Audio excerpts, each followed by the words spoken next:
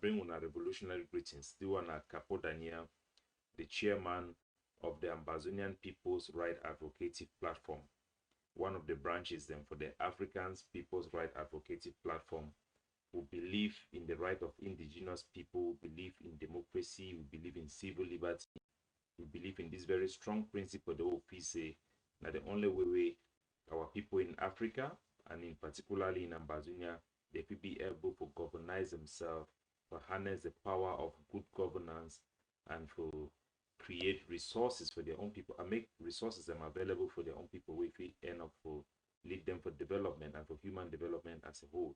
So we push this agenda for Africa, we push them also for Ambazonia, which is my home country, which is now a part of an assimilated part of Cameroon, which we are fighting to break away and have a space for our own.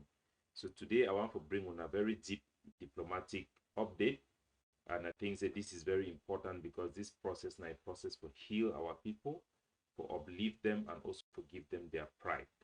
For many conflict across the world, every diplomatic engagement it be done in the front of the public so that the public will know say things that be done on their behalf.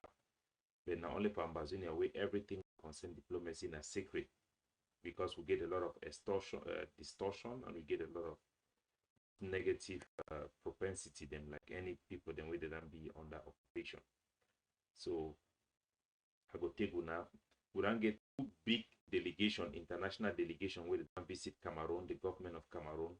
And it be very important, we will follow this event, we will be able to impact this event, and we will be able to let our people know what they happen for within that country where it concern we, and it will affect our ability for which we will fight for. So the two big delegation, the way they don't go for Cameroon within this month, we understand the first one are the delegation for UNESCO. As we know very well, the issue for school, it don't be at the four corner of our revolution as if we start now with the school picking the way they be join the lawyer them for start boycott school. Since this struggle is start, the war we don't be framed for listen for Cameroon their narrative. Say would just boycott school, we no one school for our people then. Akere Muna, one of the Munas, they be early come up then talk say yes, we feel fight for boycott school because we want to give a better education for our people then. We not allow this fake bilingualism where they use them like a pretext for francophonize our own school. We not allow a scenario where the French, Cameroonian, and Francophone they go to dominate our educational system, especially in a war where English will be very important, a very big loss for we for allow our own specificity for be diluted by the Francophone system.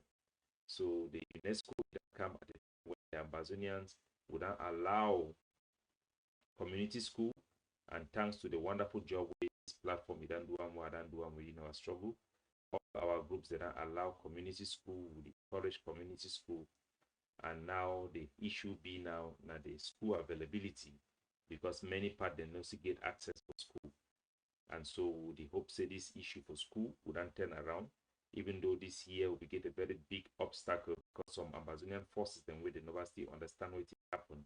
They still obstruct school unnecessarily. We give a bad image to it. Nevertheless, the result from this meeting it will be very good. We know that them push for agenda. Say me the Cameroon government, we consider the reality on the ground. The reality on the ground, I say, you know, if you open school them for Ambazonia, 95% of Cameroon school them will not be able to open their door because our people they don't reject the Cameroon French system.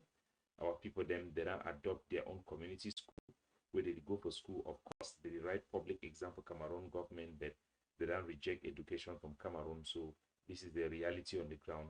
And for the long term, the Cameroon government need to be forced with this reality by these international partners and international stakeholders for accept this reality. Say the only way for our children for Amazonia for get their rights, now for allow we Anglophones, for allow we maybe get independent, and that sector for being independent for our educational sector, it will be now the only best way for go forward. We will not accept fake bilingualism. Never will we accept an imposed foreign system on our country. We will not. So that one will also be clear.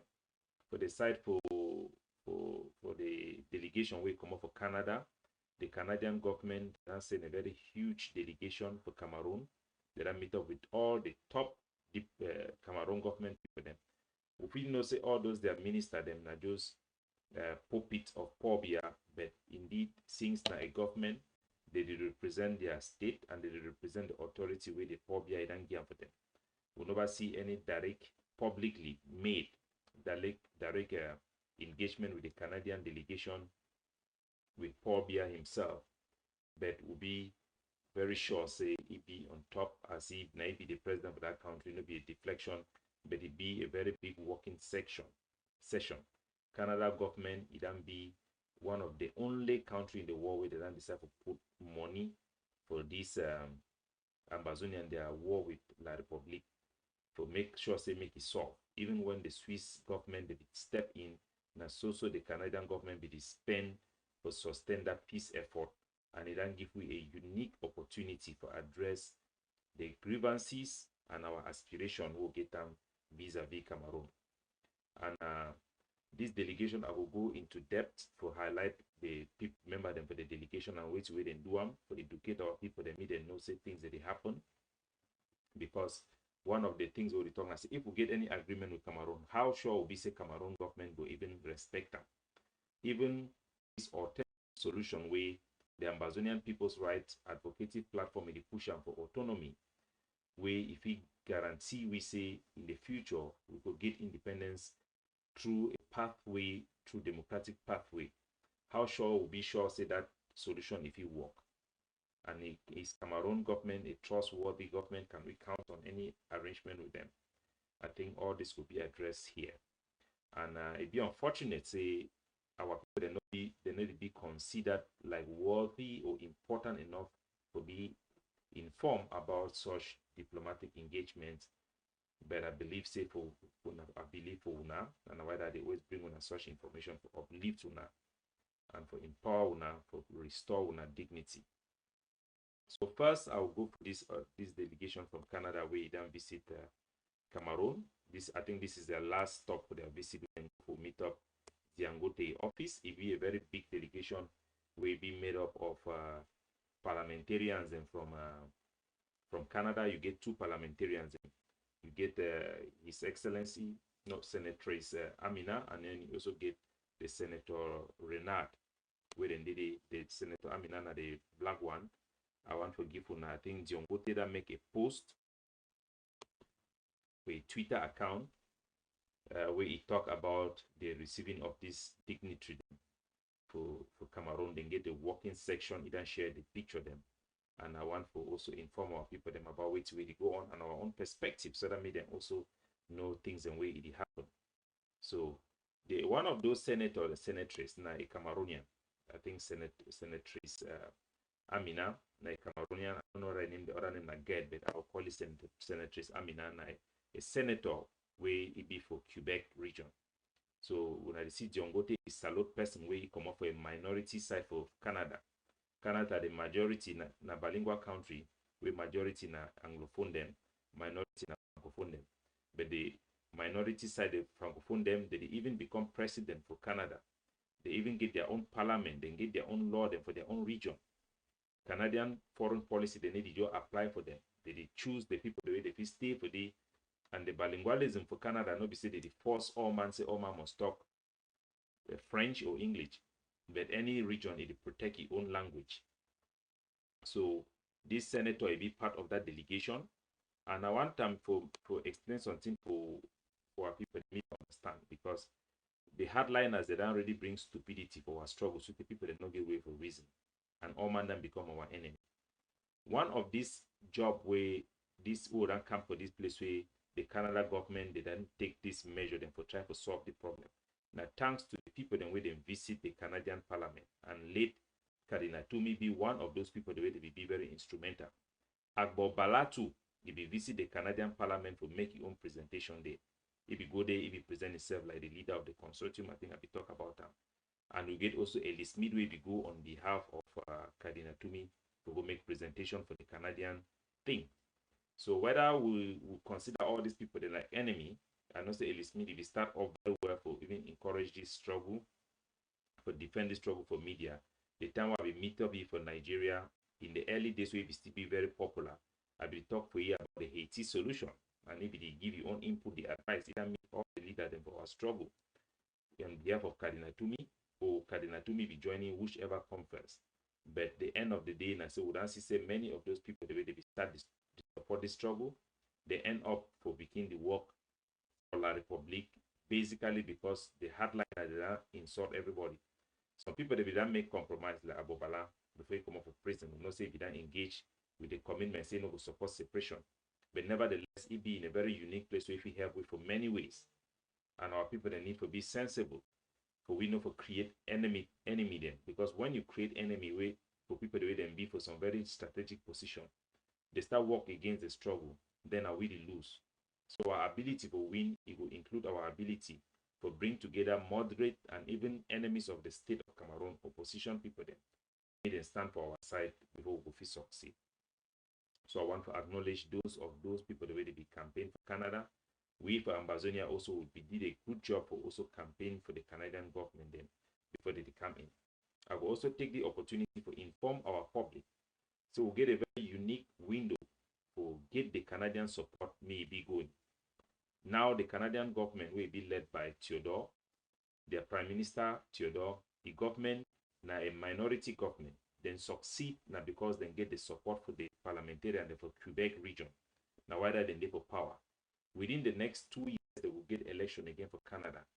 And from the look of things and my discussion with some of the people that will understand what they go on for their government and how they feel hell we or not, it shows that they will likely lose election and Justin Trudeau will be the next Prime Minister of Canada.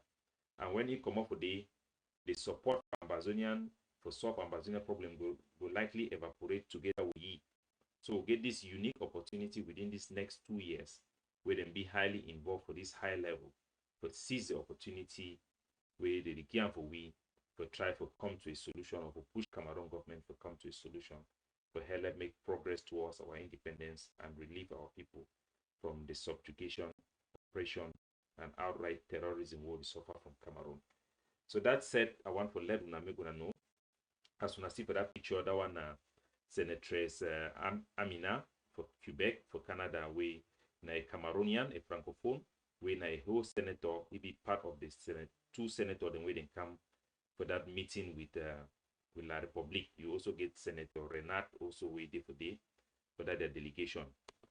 They really meet the hawks them for the regime, the people then where they be ready to oppose that Canada talk where they don't always reject anything concerning peace. They also meet up the Cameroon minister for their foreign minister for mini rights. They meet up here, then get several meetings we also for talk about a lot of things. And I think in the center of this conversation is the effort for Ambazonia and how we will resolve this case way forward. Because right now, so the Cameroon government is comfortable. The Cameroon government is comfortable because their population is not affected. They have convinced their population for the most part that the Ambazonian struggle have turned into an internal issue where they are killing each other, they're fighting against each other. So they don't really have any incentive to solve this problem. According to Paul Biya, even he has taken advantage. It has benefited him because he was not popular back at home because of the Ambazonian conflict and his hard line against Ambazonia to use the military option. The Francophones think that he's the only one who can keep the country together. And the Francophones, for the most part, do not want the countries. They don't want the country to separate. So they support Paul Biya war effort, even though they may not approve of his method. But for the most part, they have given tacit approval, even in their silence, for Paul Biya to go and carry the war. So as the war stands now, Paul Biya seems to be the winner. And if the war can continue for the next 40 years, 100 years, trust me, it can continue to that length. It will not affect Cameroon and Paul Biya. They may just see it as convenient because now they are making money, huge sum of money from international donors who are supporting the rebuilding effort, and all those things. They're making money and they are taking advantage of it. They have kicked away all the opposition leaders. They have become one political party. For them, politically, this is good for them. This will have been the best thing that have saved Paul Biya, and we have to change it around. It is our responsibility to change it if we must win. So that is what is going on. So this effort by the Canadians is really very good. It's very helpful to pressurize the Cameroon government, and the Canadians have a lot of allies internationally, the Americans, the Germans, the British, that can put real pressure once they make decision about our case. So I'll talk to you. They went and saw the Minister of Rex, Jack Pham Dongo. They met Atanganji Paul as well. You know, Atanganji Paul is one of those people who have always rejected that we have any problem at all, problem of marginalization. He's famous to have said that there is no problem, and Paul Biya appointed him in that position to be the hawk. So these are the bad guys. These are the people who don't want peace. These are the people who have benefited from this war. Without this war, Atanganji Paul will be a nobody. But because of fighting this war, people like this are being put in position to reinforce Paul Biya's face to fight Ambazonian, and to elevate people like this who are illiterate, from 3 dropout person. And but now he's taking a very prominent position in the Biya regime, and these are the people in authority in that country that Paul Biya have put there. So they met him, and you can see the pictures have been published in many diplomatic fora. And you see the guy who stands with him is Peter McDougall. Peter McDougall is a deputy foreign minister in Canada. I think he's the person who led the Canadian initiative of Canadian negotiation. So him being there, meeting all these people, having this opportunity to meet the hawks in Cameroon, will put the Canadian in a very good position to know the way forward, to know what can work, what cannot work. And I believe this is a very, very important meeting that has happened in Cameroon, and it will determine a lot of things. If you see from the images that the Canadian, both the Canadian and the Cameroon delegations have put out there, the meeting have the support and input from very high positions in the Canadian government. So we know that this is very important for the Prime Minister in Canada. He's taking it very seriously. He had the delegation was led by His Excellency Lorien. Is a lady with the suit. She is the head of the Canadian mission in Yaoundé. She's a very, very, very powerful lady. These are one of those people who are backing the peace effort, and she's very reasonable. I think she just replaced the one who was there. And these are people that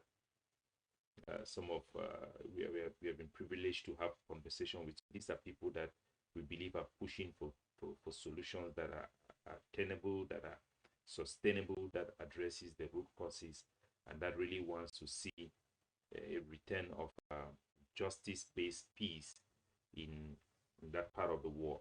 So you also have the office of the Assistant Deputy Minister of Sub-Saharan Africa. It's like the position held previously by the guy Nagy, Ambassador Nagy in America. It was the Assistant Minister, Secretary of State for African Affairs. So this is the office, the similar office in the Canadian government, the Assistant Deputy Minister for Sub-Saharan Africa for Global Affairs.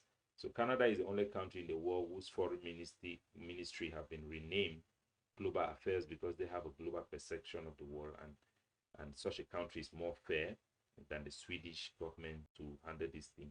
You also have Marcel Lebleu, who is also the Director General of the Global Affairs. It's like the Secretary General of the Foreign Minister of Canada. So he's also involved in this issue. His office is also involved. And so those are the people who are involved. You have 2 parliamentarians. It shows that the level of engagement of the Canadian government. You also have the parliamentary support.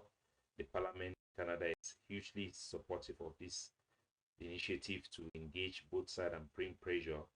And you also have the Deputy Foreign Affairs, Peter McDougall, who is there. So these are the engagement that the international communities are engaging, and we hope that such level of international engagement will push for solutions that have the international support, that we cannot rely on Cameroon because we don't trust these people. We don't trust them in anything. They will do everything to remain in power. They will do everything to keep the war going, to continue to exploit our people. And only a third party can really help in this case. We have been talking to ourselves so much, we should be able to engage and make sure that the Cameroon government is pressurized in order to come to their senses that there is no military option, there's no military solution to this war. The human cost will only continue to get worse. Unfortunately, that cost will be borne by our own people. The Cameroon government they don't care about that. It is all up to us to take opportunity and push for engagement that can result to a just, acceptable solution that can let our people to have their dignity back, have their human rights respected that they are not currently being respected, have access to capital and investment, have access to their dignity to control their own government, govern themselves in a fair and just manner, and have a direct access to independence, because our people deserve independence. That is what we believe in. We believe in the ultimate, which is independent for Ambazonia. This is the will of our people. The people are the voice of God, and every Ambazonian sons and daughters have the obligation to push for that will and fight for that objective of freedom that will come through independence, and it will come indeed one day. So God bless you, and we'll keep on engaging and educating our people. We see how things will be evolving. For Ambazonians on the ground, stay respectful, fight the good fight. Righteousness is people who are doing things that are right. So be right, be righteous. There are always an alternative. I know there are those who are going to come and tell you are not angry enough. And sometimes, because of all the suffering we have gone through, the pain we have gone through, some people in their own good intention have said that they think that if we go and we cause massive chaos, somehow it's going to cause the international community to come and help us. Some people think that you can just go and kill a lot of people and you make the international community to care about what is happening. But we need to be careful the type of attention we draw, because sometimes you call the international attention, but they come against you, and that you cannot stand the heat. So we know people have called for the attack of the United Nations, called for the attack of foreigners, and anger because of the silence of the international community. Those things are understandable. But for us to win, we must be reasonable, we must be rational. We must appeal to all our people. We must start to do the hard work. There is no substitute for hard work. For some people, our revolution is a social media experiment. They come and say things just because they want to create social media with attention. It is a very serious matter. The life of our people, their livelihood depends on it. People are suffering in the diaspora and home, and we need to solve this problem. We need to look for solutions that are reasonable, that are attainable. And anybody who propose solutions must show us how you think you can get from one place to another. After all, one thing we are sure is that we cannot accept the Cameroon special status that they have offered us. Even though it's a concession, we recognize that it is a cheap position. It does not meet up with our aspiration, of the aspiration of our people, and we must negotiate and find a better way forward that is based on justice, based on solving historic justice that has made us in where we are, and also to recognize the right of our people for self-determination. Those things cannot be addressed by killing people, assassinating people, blackmailing people. Those things can be addressed by people coming together, coming to their senses, and acknowledging that it is time to talk. It's time to negotiate, not time to make war. And we hope everybody will participate in this type of process positively. Nobody, by sabotaging or fighting to dominate, will be the only person who will win. It will take a collective effort. It will take our ability to come together. If people try to secure their own personal benefits, personal career, and stuff like that, it will mess up everything for everybody. So this is serious stuff. God bless you guys all. Ciao.